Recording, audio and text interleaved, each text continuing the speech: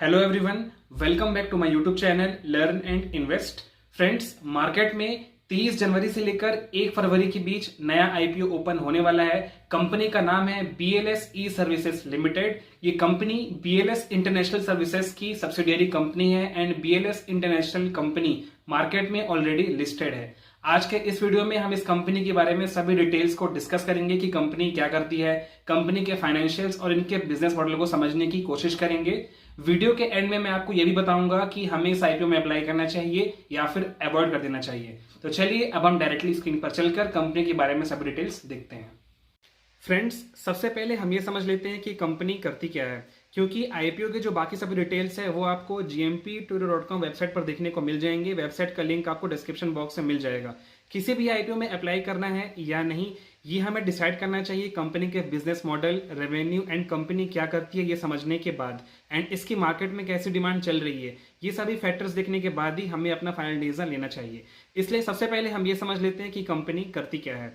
ये company basically ई services provide करती है। यहां पर ई सर्विसेज का क्या मतलब है, अभी मैं आपको दो सिंपल एग्जांपल्स के थ्रू एक्सप्लेन करूंगा।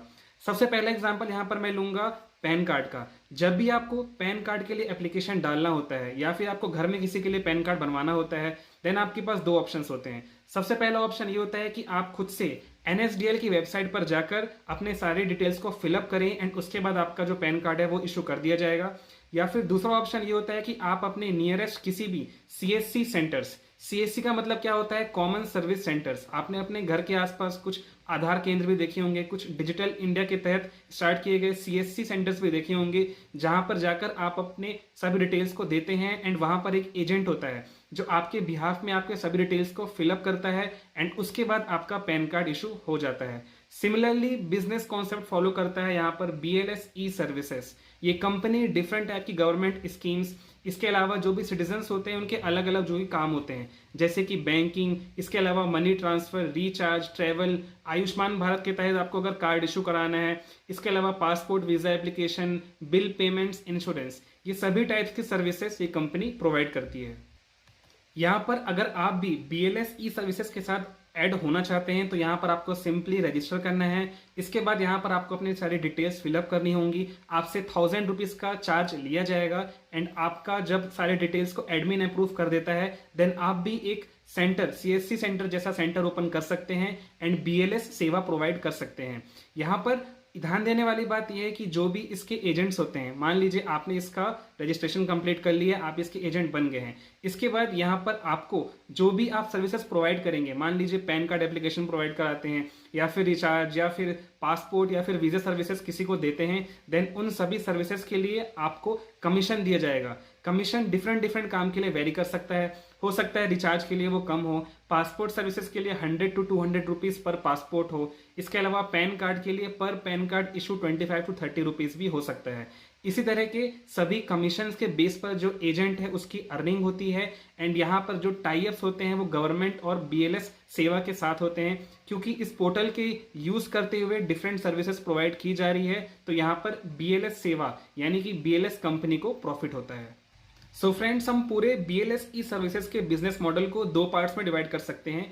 पहला है G2C, जो मैंने आपको अभी एग्जांपल दिया, गवर्नमेंट टू कंज्यूमर, एंड दूसरा आ जाता है B2C यानी कि बिजनेस टू कंज्यूमर। अगर हम बिजनेस टू कंज्यूमर के एग्जांपल की बात करें तो अगर आप इस पर्टिकुलर कंपनी यानी कि बीएलएस सेवा के अगर आप एक एजेंट हैं, आप रजिस्टर्ड हैं, देन लेट सपोज आपके नेबर में या फिर आपका कोई पहचान का है, वो फ्लिपकार्ट से कुछ टीवी या फिर कुछ अप्लायंस बाय करना चाहता है। अगर उसने इस पोर्टल के थ्रू यानी कि आप एज अ एजेंट के थ्रू उस पर्टिकुलर फ्लिपकार्ट की वेबसाइट से कुछ परचेज किया है, देन यहाँ पर भी आपको एज अ एजेंट फ्लिपकार्ट की तरफ से कुछ ना कुछ इसमें कमीशन दिया जाएगा। सो ये हो गया बिजनेस टू कंज्यूमर यानी कि B2C। So friends, I hope अब आपको कंपनी के बारे में, इनके बिजनेस मॉडल के बारे में सभी डिटेल्स समझ में आ गए हैं। अब हम इस आईपीओ के बाकी सभी डिटेल्स को देख लेते हैं। अगर हम इस आईपीओ के ओपनिंग एंड क्लोजिंग डेट की बात करें तो ये 30 जनवरी से लेकर 1 फरवरी के बीच ओपन रहेगा। 10 रुपए पर शेयर फेस वैल्यू रखा गया है। आईपीओ प्राइस 129 to 135 पर शेयर रखा गया है। एक लॉट में 108 शेयर होंगे। इशू साइज 310 करोड़ का है एंड ये पूरा का पूरा इशू जो है वो फ्रेश इशू है, जो यहाँ पर एक पॉजिटिव बात हो जाती है।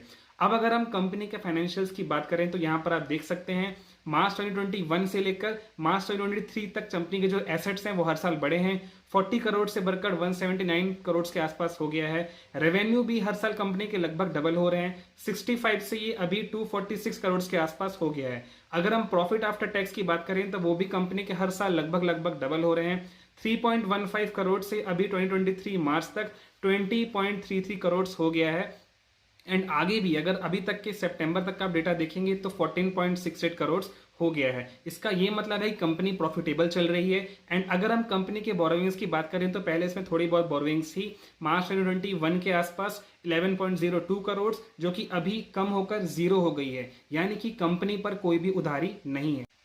अब हम इस आईपीओ के इंपॉर्टेंट डेट्स भी डिस्कस कर लेते हैं। आईपीओ ओपन होगा 30 जनवरी को, क्लोज होगा 1 फरवरी को, अलॉटमेंट 2 फरवरी से आने स्टार्ट हो जाएंगे।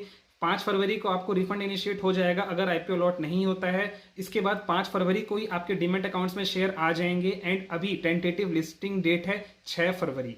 अब अगर हम ये बात करें कि हमें इस आईपीओ में अप्लाई करना चाहिए या फिर अवॉइड कर देना चाहिए, तो सबसे पहले हम इस आईपीओ का करंट जीएमपी यानी कि ग्रे मार्केट पीएम देख लेते हैं। इस आईपीओ का करंट जीएमपी 160 रुपए चल रहा है, यानी कि अगर हम per lot expected listing gains check करें तो हमें एक लॉट में 17,280 रुपए का प्रॉफिट बता रहा है। इसका यह मतलब है कि ग्रे मार्केट में इस आईपीओ की बहुत अच्छी डिमांड चल रही है। एस्टिमेटेड लिस्टिंग 120% के आसपास का है। सो करंट मार्केट ट्रेंड्स और करंट जीएमपी को देखते हुए ये आईपीओ मुझे लिस्टिंग इन के लिए काफी पसंद आ रहा है। इसमें आप लिस्टिंग इन के लिए अप्लाई कर सकते हैं क्योंकि इसका जीएमपी अभी हाई चल रहा है। जब ये आईपीओ मार्केट में ओपन हो जाए एंड अगर इसकी मार्केट में सेम डिमांड बनी रहती है देन इजीली इस आईपीओ को लिस्टिंग लेने के लिए कंसिडर किया जा सकता है।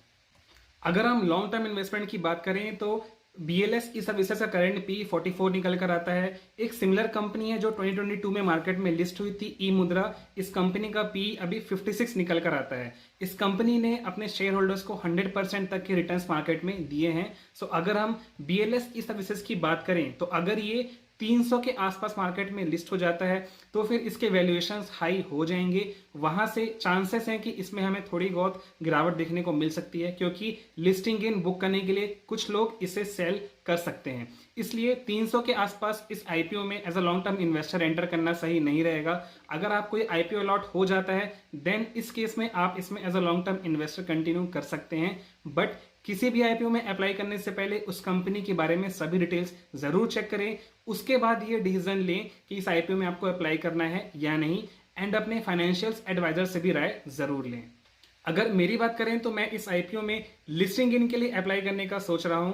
अगर मुझे आईपीओ लॉट हो जाता है देन मैं इसके कुछ पोर्शन को लिस्टिंग इन के लिए सेल कर दूंगा एंड कुछ पोर्शन को as a long term investor अपने पोर्टफोलियो में रखने वाला हूं।